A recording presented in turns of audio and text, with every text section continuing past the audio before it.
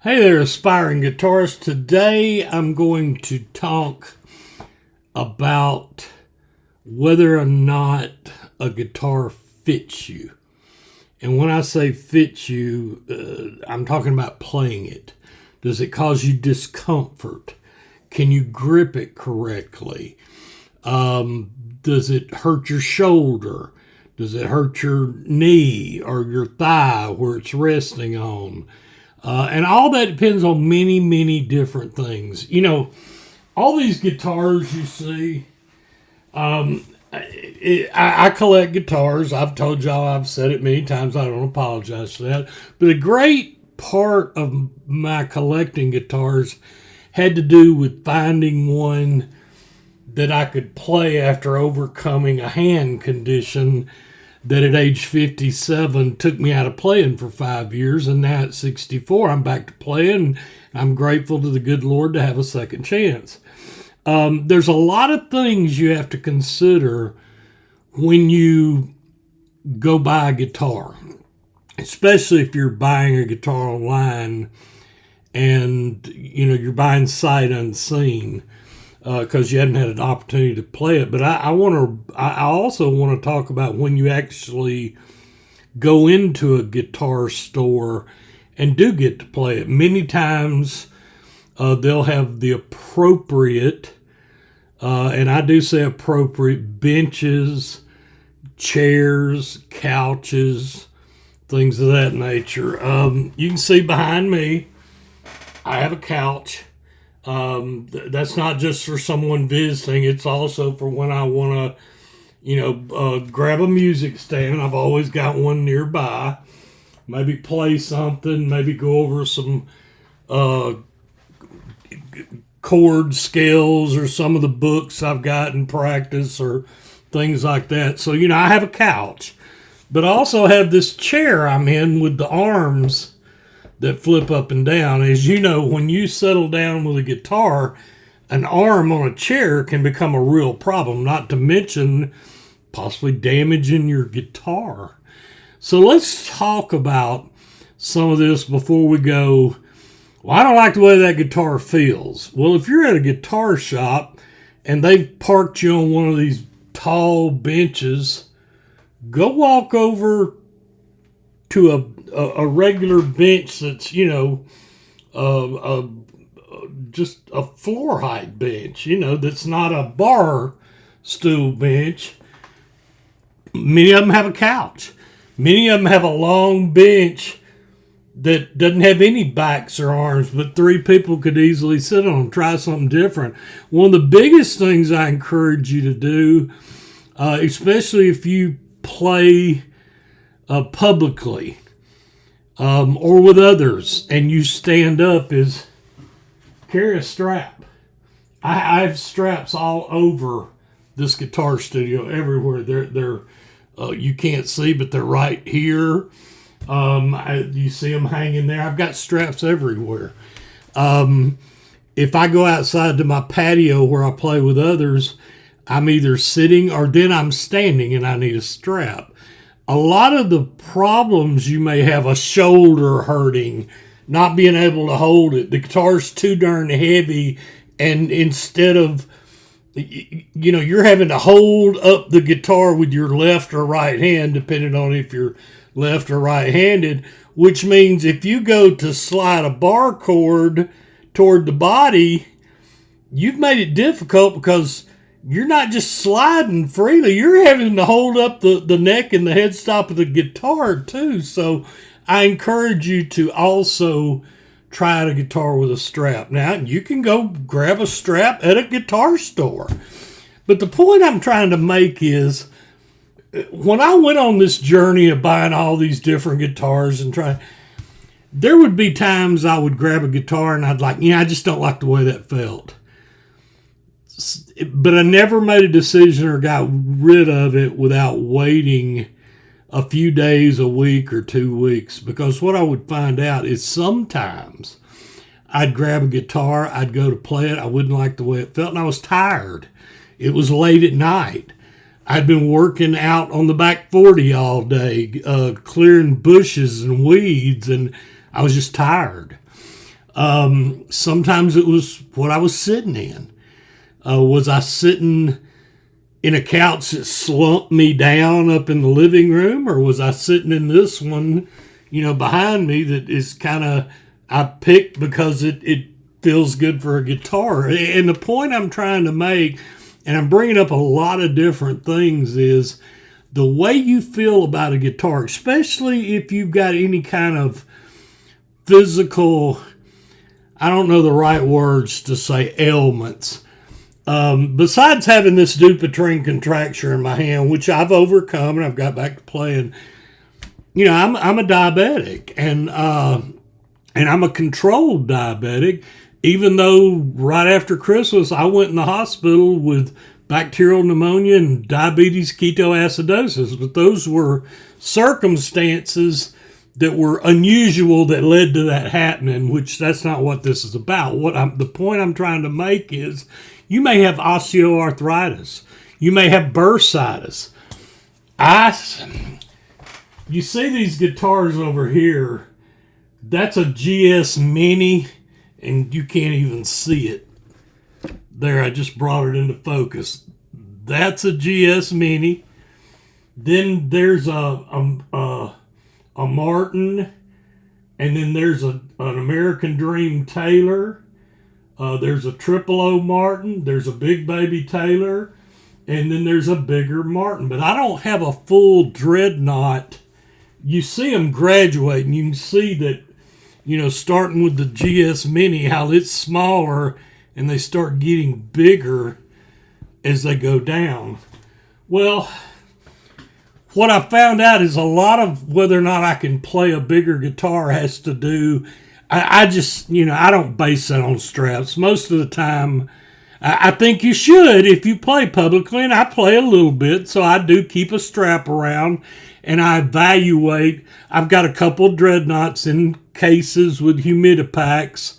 My big Taylor Builder's Edition, that's the Grand Auditorium, which is probably the most popular of the Taylor body styles, but it's just under a Dreadnought, but I can still hold it well. The older I get, the more I play guitars in a classical style. And what I mean by this is a Henson Ibanez signature model nylon. Instead of playing like this, sitting down, I very seldom play like that anymore. I used to. I almost play in a classical style position.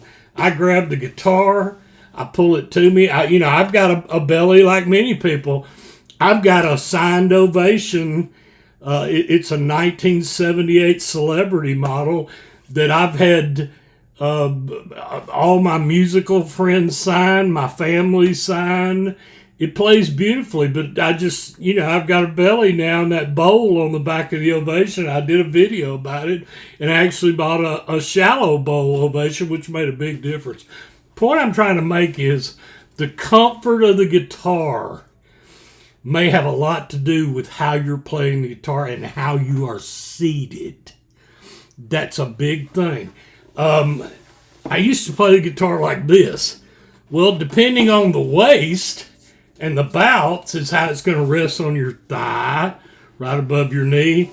And I've got to where I've just gotten more used to lifting the guitar up into a classical style, and I just play in a classical style. Now, that presents its own sort of problems. If the guitar is not sitting here, now this is thin line. I love a thin line because it stays put. Because if I start going down the neck,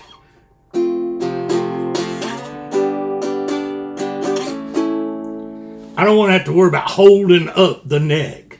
That's what I mentioned earlier. So how a guitar feels against you matters. The older I get, and this is just me, everything's right for you. Remember, it's your guitar journey. My guitar journey is not your guitar journey. This is a Breedlove Companion. It's a much smaller, it's not like a travel guitar. You can see this is a little Yamaha. which is even smaller than the companion. And that's a half-size guitar. And I use that mainly for teaching my grandkids. But at any rate, this little companion, I mean, I can hold it. It's light. I can even let it down a little if I want. And I don't have to hold up the neck. So, now, can I play it like this? I can. It's just, that hurts my shoulder. I had a doctor tell me, I brought up diabetes and I kind of digressed and went to the side. And I'm not giving you medical advice. My wife is a registered nurse. I have medical people in my whole family and extended family. And I'm not knocking surgeons. They can save your life. They're some of the smartest, most experienced people in the world. But I had one of the chief surgeons look at me about my shoulder and told me I needed a shoulder replacement. And if I didn't get it in the next year, I'd never use my shoulder again. That was over 5 years ago. I did not have shoulder surgery. My shoulder does hurt. And I'm not telling you not to have surgery. You may need, I know people have had surgery. They've told me it was the worst. The healing was the worst in the world. And I've had some tell me, oh, it was the greatest thing ever happened. Well, the reason I brought up my family is my family typically medical people. And I am not giving you advice. I am not. If you try to say I did, you're a liar. It's just that simple. I'm telling you what I went through. So, full disclaimer, I'm not telling you to do anything. I'm telling you that I had an issue with my shoulder, and it affected my guitar playing. Now, I get up every morning, I do shoulder rolls, I do some easy yoga stretches. I can work overhead with my shoulder. When I was talking to the doctor, I couldn't lift my shoulder any higher than right there. I had frozen shoulder. You can look it up. And basically, I was told before the one told me I needed surgery to deal with frozen shoulder that I could leave it alone and it would eventually thaw, or I could start doing physical therapy and break it up and free it. And I elected to do physical therapy. So I work to keep my shoulder moving. I move it forward and backward and up, and I do things with my doctor's blessing. Now, all that aside, the point of that is reaching over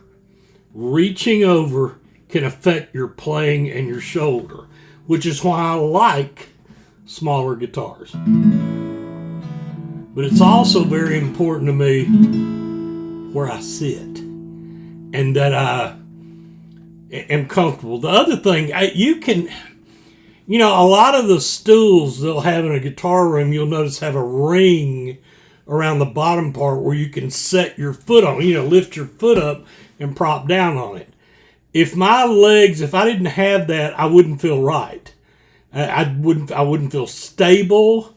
So, that's even this roll around chair I've got here has a star set of rests for the roller casters, and right now I've got my right foot propped up on it, and that lifts up my knee a little bit and allows the guitar to sit there.